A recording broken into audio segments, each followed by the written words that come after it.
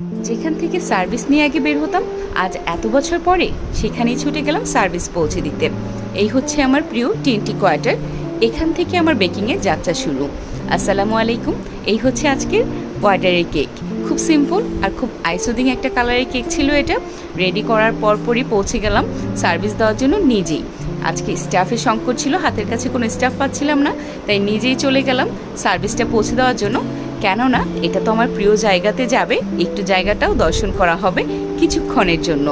তো চলে গেলাম। যাওয়ার পথে যেহেতু আমার দেরি অলরেডি হয়ে গিয়েছিল, সেই দেরির মাঝে আরও দেরি আমার সবসময়ই ঘটে।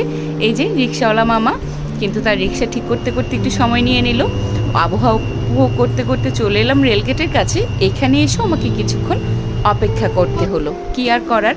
তারপরেতে ছুটে চলেছি। এই রাস্তাটা আমার খুবই পছন্দের, এখান থেকে আমার পছন্দের রাস্তা শুরু। বাকিটা পথ আমার ভীষণ ভীষণ পছন্দের।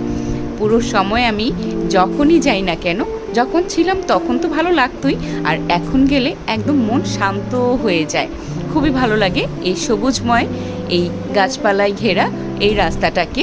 টিএনটি ভিতরটা তো আরও বেশি সতেজ, আরও বেশি সবুজে ঘেরা। তো যেতে যেতে মনে পড়ছিল একটা সময় স্টাফরা খুব ব্যস্ত থাকলে কাজে আমি নিজেই নিয়ে বেরিয়ে পড়তাম সার্ভিস নিয়ে, আর আজ সেখানেই ফিরে যাচ্ছি সার্ভিস পৌঁছে দিতে। এটার অনুভূতিটাই একদম ভিন্ন।